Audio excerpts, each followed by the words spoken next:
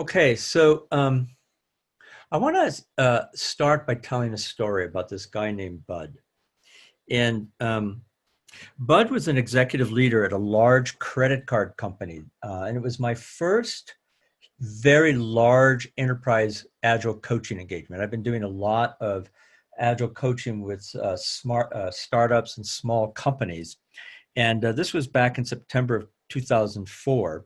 And by this time, I'd already had a professional coaching practice. I basically thought I was going to leave the agile coaching world back in 2004, probably before most people here even started it. And but then I got a call from my friend Sanjeev Augustine, which many of you may know, and he asked me if I'd be interested in bringing agile coaching into a large enterprise. Now, at the time, that was a really unusual thing. I mean, it's pretty commonplace now, but back then it was extremely unusual. In fact, people thought that it was impossible. And I was intrigued. And so I went in and I got to know the executive vice president of this part of the organization where I was coaching. And I started having conversations with him, and he really liked me. And so he set up weekly meetings. And and in our first meeting, I started because I had just come out of professional coaching, studied professional coaching for about 2 years and was a professional, quote unquote, professional coach.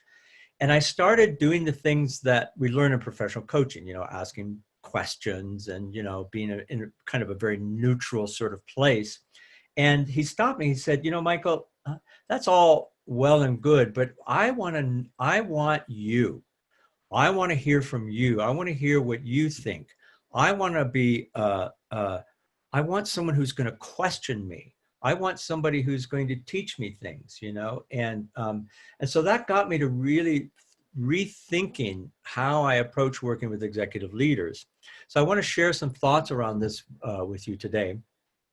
And as Brock mentioned a moment ago, we'll be doing a brief live demo so you can get just a little bit of a taste as to how this would look with Janet Jones, who's been kind enough to give her time to this today. So, so first I'm going to give some remarks on what I call the parameters of executive coaching. Now, I want to be really clear, a couple of caveats here, that I am not, I don't consider myself necessarily a career professional executive coach, although I do a lot of coaching with executive leaders. So I just want to give that caveat that, I don't consider myself, I have friends who are very, very career executive coaches. That's pretty much not what I am. It's mostly within the context of helping executive leaders be able to operate within the environment of agility transformation. So, so we'll start with parameters of executive coaching. And then I'm going to give a coaching demo, and we'll do a brief debrief of that. And then we'll have some time for discussion. I want to find out, will it be possible for me to be able to actually hear from people after the coaching demo? I want to do a debrief, and I'd like to be able to find out from people, what did you observe? So have just a kind of a dialogue. Will that sort of thing be possible? And I'm sorry, I'm kind of throwing this at you at the last minute. What we've been doing there, Michael, is just using the chat. And so you can ask your question and participants can put their thoughts in the chat, and then we can have the interaction that way. Okay, we'll do our best with that. Thank you. Thank you. That we'll make that work. Cool. Now, the other caveat that I want to share with you is that my primary bias in coaching and mentoring people is my commitment is to help that other person grow something in themselves. So I'm not really necessarily in the business of giving advice, but more like whatever advice I might give or whatever I might say with executive leaders is pointed toward helping them develop a kind of inner capability and inner complexity. So that's the kind of bias that I take in all of this. Okay, with all of that said, I want to just say something about what I'm calling the parameters of executive coaching here. And the first thing, I think the most important thing, if there's nothing else, is relationship. That whatever else we may talk about here is just going to come across as posing or trying to get somebody to do something. It's going to be an untrusted sort of interaction. And so by relationship, I've actually been in a personal inquiry about what is relationship. And I've been in this inquiry with my wife, Suzanne. Our spouses are, for me, the primary laboratory for me to learn about how I am in relationship, because I get to see it warts and all. And what I notice is that to be in relationship often means to completely accept the other person's version of reality, to be not just sympathetic with that, but actually empathetic, like actually take on that how they see the world is real, is valid. And I think one of the things I often see with people who work, especially with executive leaders, is that we're either afraid of them or we're trying to get them to do something or to be a different way. And so the foundation of relationship for me means being okay with how they aren't and how they are, and working with them on that basis, and genuinely relating with them in a very, playful, but, serious way. All right. So there's a lot more to say about relationship, but without a background of relatedness, none of the other things that I'm going to talk about here are going to have any real impact. The thing that I am aware of, or at least what I make up about really seasoned, really skillful executive leaders, is they've been around, and they can smell inauthenticity very, very quickly. Okay, good. So professional coaching foundations, many people here, maybe even most people here, have some training or exposure to professional coaching. And I just want to just mention three foundations here when we're talking about working with executive leaders in an agile environment. The first one is related to being related, which is being present and fully listening. And by being present, I mean really being with that other person, focused on that other person. Who is this person? What do they stand for? What's important for this person? So you're listening to what they're saying, which you're listening, but you're not necessarily getting caught up in the content. Oftentimes we get, especially when we're working with executive leaders, we want to look good, we want to look smart, we want to look competent, right? And getting overly hung up in the content of the conversation, we miss a lot. And oftentimes where there's no way that we can fully engage in the content in a way that's useful. Where we can be useful is to be listening for what is of concern to this person. What do they care about? Where are they coming from? So that's the first foundation. The second one is asking exploratory questions. So questions not for you to explore so that you can understand better what they're saying, but exploratory in the sense that it opens up new pathways for that other person, that helps perhaps that other person get clarity on something they're not so clear about, or maybe gain some insight around something they may be too clear about. If you know what I mean? Sometimes people are too clear. In other words, they're kind of stuck in a kind of perspective. So this is the notion of exploratory questions. Like a simple example might be, so what's important about that? Sometimes somebody's going on, and I'm lost in the content, and I'll just ask a simple question. So what about this is important to you? Or what's the hardest part? So there are a number of exploratory questions. Sometimes in the professional coaching world, they refer to these as powerful questions. And then finally, articulating what's going on. What am I noticing? So, it could be just saying back what I think I hear them saying, but it could also be like, wow, that's the third time that you've said the word empower. And I find myself struck by that.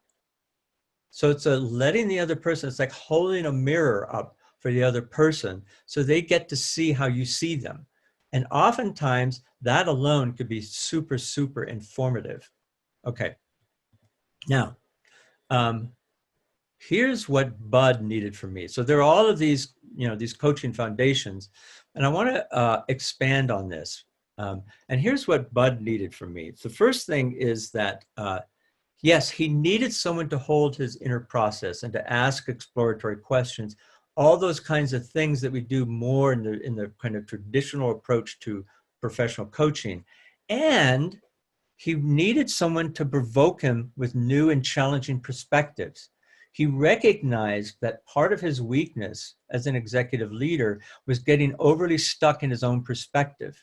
He was a hardcore Harvard Business School trained executive leader. And he recognized that he might have some pretty significant blind spots, especially when it came to bringing about a significant transformation in his organization. He also wanted someone to talk and think through tough problems with him. So this was really about, like, let's get to the whiteboard together and think through what it is you're thinking through, and and questioning him on things. So not just going along with him, but really truly being his thought partner. He needed someone, although he may not necessarily have admitted this, but when pushed, he would have said that he needs someone to call him on his stuff. When he's saying one thing but being another way, or when he in any way being disingenuous, or whatever it is that I see or that we see. And then someone to mentor him. So someone to kind of like introduce new concepts and ideas, books, resources, or even just mini teaching sessions around anything related to stuff that he didn't necessarily understand or was new to him. So not being shy about being a mentor. And then someone to be there, so that he knows that I'm really there for him. And sometimes we can think that executive leaders are, they don't need hand-holding, and they do. So all of this leads to what I'm referring to as the 5 personas of the Agile executive coach. So the first persona is what I'm calling disorienting partner. And a disorienting partner is somebody who is going to throw a monkey wrench into this person's thought processes. So for instance, it might be making a simple statement followed by a question. So for instance, right now, this is actually something that I've done several times. Right now, you have no power. What can you take responsibility for in this? Would be an example of a disorienting question or a disorienting comment. I might say things like, for instance, the more you persist, the more people will resist. And so these are kind of trivial examples, but the objective here is to introduce an idea or a concept or framework that is, very different, that introduces a different dimensionality to something, to which the person might even object. It might seem too crazy or strange. And so that's the first persona. By the way, this is very much breezing through all of this stuff. But just to introduce this. So the second persona is to be the executive leader's thinking partner, to actually think through things with that person. Which means, by the way, that you will have had to have done your own work. But a lot of this is, for us to stop being shy about what we know, and to know that our perspectives, to the degree that they're different than those that the executive leader already holds, they're going to be useful. So when I first went into the corporate environment back with that credit card company, I had worked very rarely in large enterprise companies. And so I felt really sort of intimidated until I realized that it was precisely my own strange idiosyncratic viewpoints that were of most value to executive leaders. They've already heard, good business informed advice. What they were looking for was something that was weird. And I definitely came across and often come across as rather weird. So part of the thing here, by the way, is leverage your weirdness, whatever that is. All right, so the third persona is truth teller, which is being willing to really tell the person the truth. You say that you really want your managers to adopt much more of an agile approach in how they manage, and yet you keep asking them for reports. You keep asking them to behave in ways that put them into a double bind. And what's with that? So being a truth teller, telling the truth, saying it with love and with zero attachment. So it's not like this is me getting to be right about something. And then the fourth persona is mentor.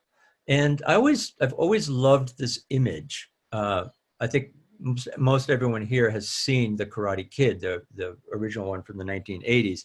And here, Mr. Miyagi is showing the Karate Kid, I can't remember his name, how to put wax on the car in the right way. And he does it with a certain kind of love. And so like mentoring is showing people kind of the nuances of agility, of organizational transformation, of working with others, whatever it is that this person is looking for mentoring in. And then finally, the fifth persona is handholder, that we really are there with that person, and that we're not afraid to show affection in whatever way feels right with this person. I'm not talking about being huggy necessarily, but really coming from a place of genuine acceptance for who this person is and who they're not. Okay, so those are the 5 personas. So I want to do a brief demo. I think this will be, I can't see the clock. Oh, there it is. So this will be about a 10 or 15 minute demo. Then we're going to try to debrief it. And I think we'll do the best in terms of what what you could put into the comments. And here are the things you want to look out for. To the degree that you notice these, you want to be looking for what are moments where it seems to you that I was acting as a disorienting partner. Now, given that I've just now introduced these things, do the best you can. Just take some notes or just notice these coaching personas that you see being evidenced, or any of these like full presence and listening, asking exploratory questions. And then finally, just noticing whether or not I am in relationship with this person. And this person being Janet, who is a client of mine.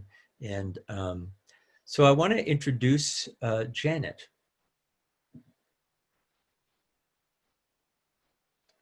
I presume that she'll come online and. Okay.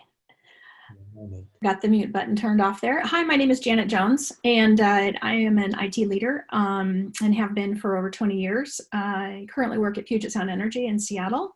Have previously worked at Liberty Mutual and Symetra Insurance. I have spent the last 10 years working with Agile teams, primarily in the application development space. All right, Janet. Well, thank you for being here. It's good to see you. Good to see you too. Strange environs we're in right now, but yeah, it's very true. So here's how this is going to work. So we'll do this for maybe 10 minutes. I'm just kind of watching the clock and watching those minutes zip by. And so we'll just do like a small little piece of a conversation. And just know that I am going to give you my full attention, my full presence, and for this 10 minutes. And then we'll wrap it up and we'll hear from people what they observed, and then I'll close the session. Okay? Perfect. Very good. So why don't you kick us off? So one of the things that I continue to practice or struggle with is getting on the same page as my coworkers and other executives in the organization. Many times I'm bringing in new thoughts, new ideas, wanting to change the way things are, and those ideas aren't always well received. And so I want to explore that a bit and try to figure out why they won't change, right? And I say that very overtly, right? It's because it's all, yeah, I'm trying to bring in an agile way of working in a new space and trying to help it transform. And I just continue to come up with that tension and that conflict that's Yeah. there. Yeah. And if this were a wall, what would be your relationship to that wall?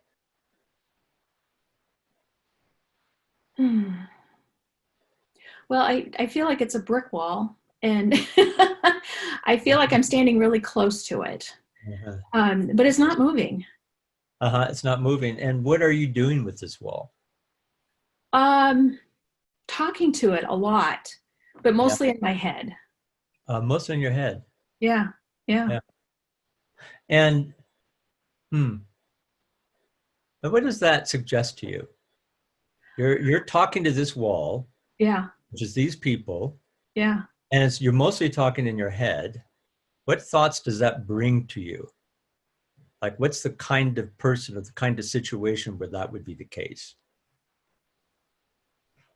It's very frustrating for me to be in that place and maybe not know what to say out loud that will help others understand maybe what I'm hoping to achieve or hoping to accomplish. Yeah, so I notice that there's what I want to achieve. So is it okay, actually, I'm just going to check in with you, if I be a bit provocative with you right now? Bring it on. Yeah. Because there's a lot of what I want to achieve, what I want. Fair. How do we, and I think I recognize that, but at the same time, you might be the one that wants the reports. You might be the one that wants the dates to be met, and yet how do we work? How do we come to a common agreement around that, Yes. right? That will let us move forward in an agile way, but yet not, and so that we can both meet our objectives, perhaps. Yeah. So that's what you would call a dilemma, right? Because there's something you believe that they have to do so that you can do what you need to do. Yeah. By the way, I'm not critiquing your position in this. It's actually a really valid position. What I'm pointing to is there's a kind of, it's a dilemma.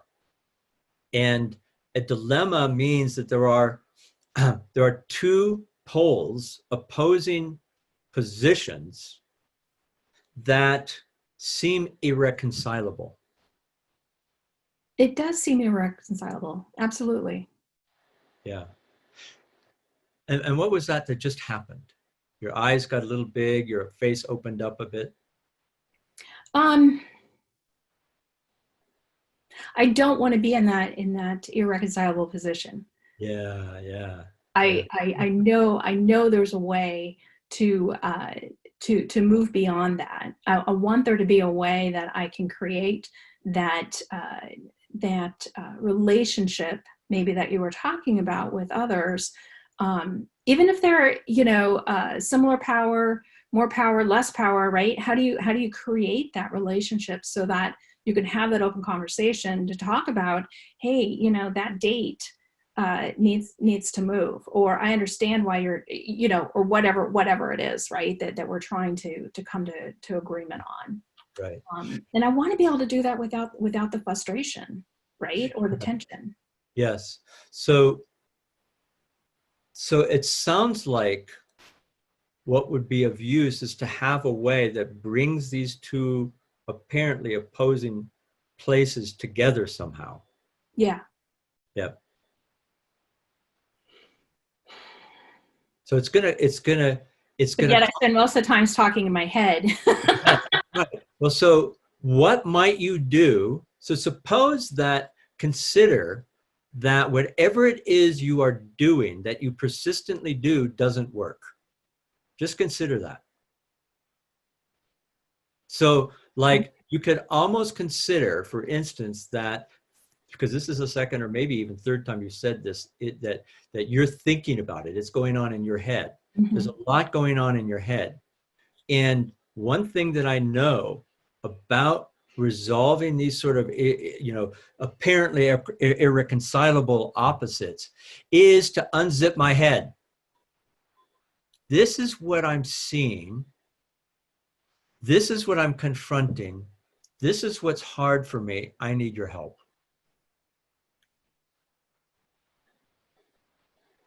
So what is that like?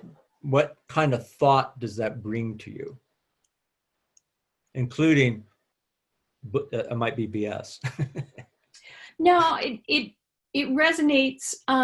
One of the thoughts that comes to mind is who am I unzipping it with? Who am I unzipping it to? Right. And it sounds as though there's a constraint there somewhere for you. Yeah. I'm not sure maybe who that is willing to listen or play in that space with me. Right. So it may be that you're presuming that some people are willing to listen and others aren't. Consider that everybody wants to hear what you have to say on this matter because they have stake in it. But they've experienced in you over the past something that by which they experience themselves being suppressed. By the way, I didn't say you're causing their suppression. No, because I feel like I'm the one that's being suppressed. Oh, okay. Okay. Yeah. I do think that there's, at least in some of the current relationships that I have, it's more of a, we need to do it the way that PSC's always done it, right? Or we need, and I don't want to hear from you about your different ways Yes. That you want to work. Right. So, or, how we might work differently. That's right. So, right. So in a sense, you've come to be owned by the culture of PSE. Yes. Yes. Right. So now.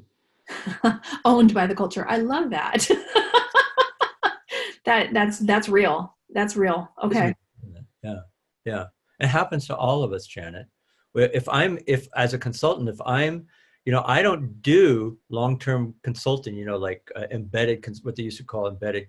I stopped doing that, 12 years ago because I don't believe in it. I become part of them. Now, here's the thing, to break free of that will take some degree of violence with your own patterns of assumptions. Okay. So for instance, consider that, okay, so I'm going to offer some, what I call thought openers. Mm-hmm. Consider the following thought opener, that it's not that you are not being suppressed, that you are suppressing others. I'm not saying that this is true, by the way.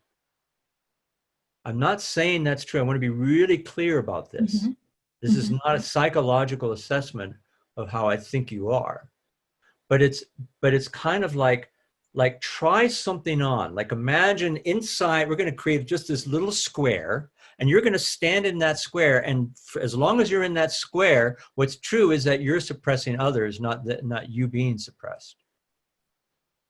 Then you can stand outside that square, and then you can let go of that. But inside that square, and so what do you see? Looking through the perspective called, I'm not being suppressed, I'm suppressing others. I do see myself in a distance in a square, which is very interesting watching myself from the side. Yes. And I think that I see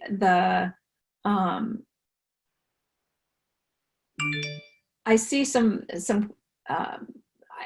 I see a blockage in that square and not being able to again work in relationship with others when I'm in that square. I know that that's maybe taking a rabbit trail, but that's what I'm experiencing right now. Right. Okay, good. So continuing with that metaphor, who's creating that square? I know I introduced it a moment ago, but now you've taken it up and are using it for something else. Yeah, it's almost like that square is a space that I need to stay in. Yeah. Yes. And that I can't, don't leave your square. Yeah. And who put you in that square? Well, I stepped in it. Or I was there. So how do we want to think about what that means to be in that square? And it's incidentally, it's on a playground, by the way. Uh-huh. And Yes. there are a lot of people playing on that playground. Yeah. Yeah. Yeah. And how do I communicate with them? How do I engage with them to get to a common place, a common vision, common ground, so that we can play together? Good. So you know that in this brief conversation, Janet, we're not going to get to a place that's going to be like a classical resolution for you in this. You're going to leave me here in the square? Well, we can talk after the session if you want to complete just you and me. But Right. I just wanted to alert you. Yes. We're in the thick of something here, right? Okay. And now,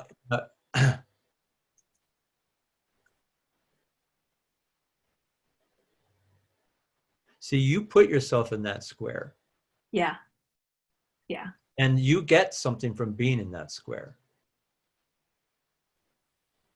Okay, I'm not sure I understand that piece. Well, you wouldn't just put yourself in that square unless you perceived some benefit for yourself, that there's something maybe that you get to be right about, or that some way you can hide from something. We don't do stuff like that for no reason. We're cunning. Okay, that's interesting to think about. Yeah. Yeah. Seriously? Yeah. Yeah. Yeah. No, seriously. If you think about the kind of that metaphor, I could put myself in that square to be in that space and not be interacting. Yes, that's right. Yeah, that's right. Yeah. And or so it could be a little bit of the hiding that you just mentioned. Yeah. Or it could be that rightness that you feel like you have, especially when you're coming in and trying to do a transformation. Yes. In an agile space. Well, this is what we should do, and I'm in the square, and this is how. Maybe I'm the one that's also thinking about how we want to achieve that without really engaging with others around how that's going to happen. Yeah. Yeah. It's a lot more comfortable and it's a lot safer in that square than it is out on the playground. Playgrounds are messy places. Yes, they are. Yes, they are. And yet it's the only place you can be if you're going to play with others. We could go all sorts of places on this playground too. I mean, there's so many different cliques and folks, they have their rules and they have their, everybody, and there's other people in their squares, and then how do we work that? But it's interesting where we went with this in terms of being in that square. Yes. That was. We're gonna bring this to a close now, Yep. and you actually helped us do that. Can you just say one sentence what you're being left with as you leave this very brief session we've just done? I'm leaving with a sense of inquiry. I want to explore it more in terms of, what is that square? What does that mean to the relationships? I want to explore that further. So I'm leaving with a mindset of inquiry, and I'll start thinking again about it. So very helpful, very helpful. Thank you, Janet. And from what I can see, the chats popping up, it seems like you've been very helpful for a great number of people. So thank you for this, Janet. Yeah. Really, thank you. And I'll see you around. And I guess you'll stay on and we'll complete this session. Yeah. And we can jump on a Zoom call right after this if you'd like. Perfect. Awesome. Thank you. Okay. All right. So let's just hear from a couple of people. I have about 8 minutes left, if I'm looking at that timer correctly. Let's hear from a couple of people. What did you what did you notice in that interaction that was notable? And I think we'll have to just, I'll wait and hear maybe people read some things from the chat and I'll respond.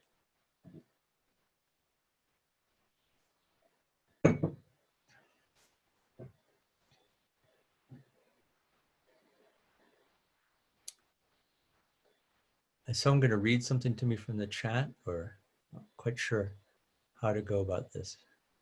Courage to be open and inspect. Deeply exploring metaphors. I love how you separated her from the behavior.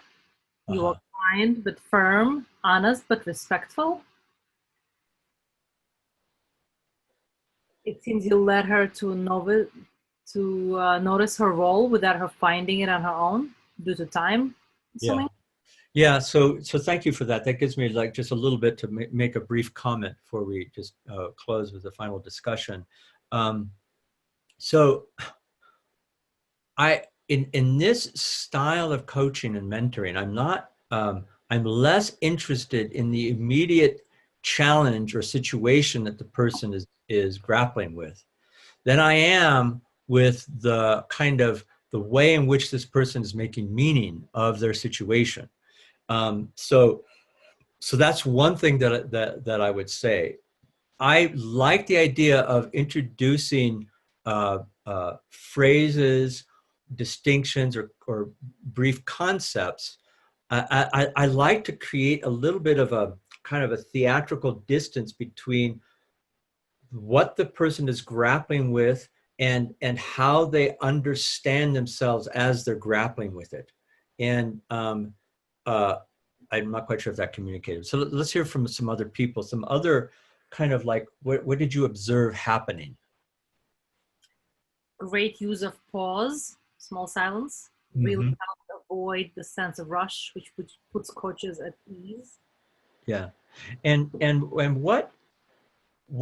okay, so not rushing, but what becomes possible when we're not rushing? Maybe if somebody could say something in the chat, like besides the fact that, you know, it's more relaxed or whatever, but what else?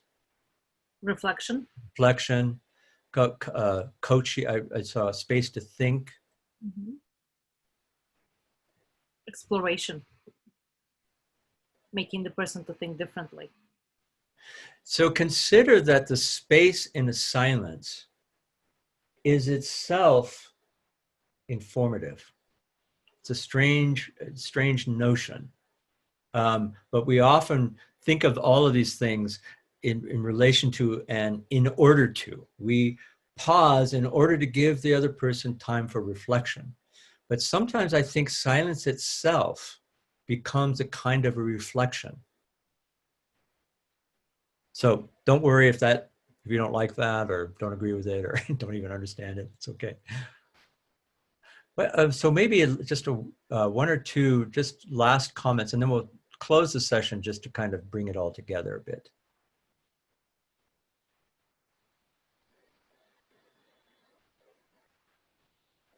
Okay, cool. So I want to hear from people, maybe as a way of just final discussion. What are you taking from this?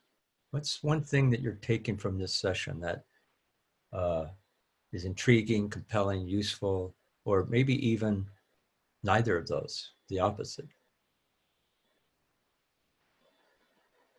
So Jeff McKenna writes, relax. Okay. So relax. So I think of, so I'm going to say something about relax. I would suggest and maybe even assert that when we're in relationship with another person, what's there is being relaxed, being present, right? So being with another person, I remember I was in a very profoundly impactful workshop, and they had people get in front of the room and talk about something that was important to them. And so it was my turn to get in front of the room, and I was in front of the room of about 250 people, and I was doing my thing. I was doing my performance thing, and the course leader stopped me because it was like I had zero impact in the room. And so the course leader stopped me, and she said, "So Michael, I want you just to stand there and look around the room and notice who's here." And what I noticed was that I wasn't in relationship with these people in front of me. And that when I relaxed into being in relationship, by the way, I find this to be true whether or not I'm with one person or 250 people or 500 people. When I can be with the people who are in the room, what there is to say, what there is to do, and who there is to be shows up almost organically, almost magically. Good. Other comments, like what are you taking away from this session? Okay, so how about questions?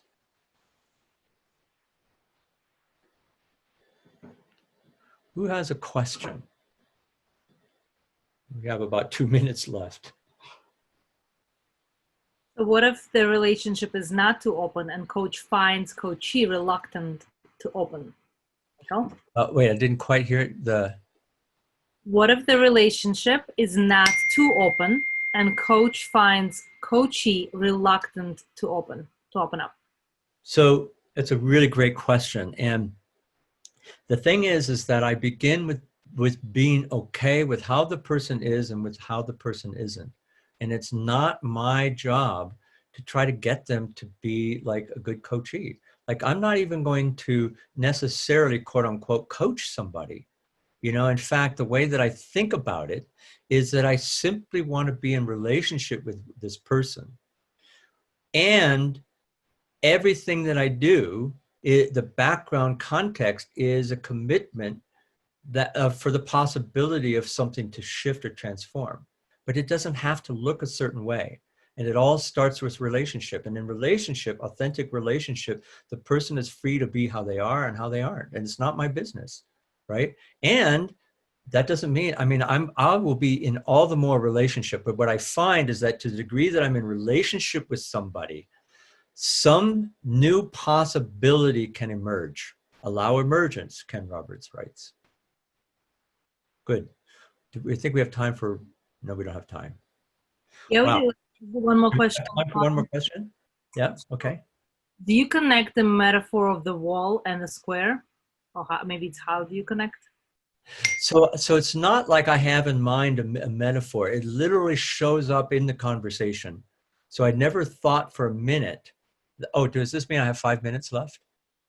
I'm looking at the timer. I'm like watching that timer, all paranoid. No, it means we're over. It means what? It means we're now over. We're Okay. over time now. Okay, we're out of, oh, this means we are out of time. Okay, so we're out of time, but can I just ignore the timer? Okay, good. Thank you, Brian Stallings. I'll take that advice. So Brian Stallings said I could. So you guys, if you don't like it, you take it up with Brian Stallings. You all know who he is. And you probably know where he lives too. So what I would say is that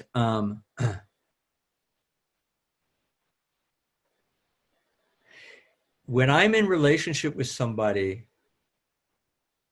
whatever there is a possibility for happening will happen, right? And nothing less and nothing more. And if I go into a relationship or a conversation thinking that I want something to happen or I want them to get someplace, then I've lost. There's nothing that can happen.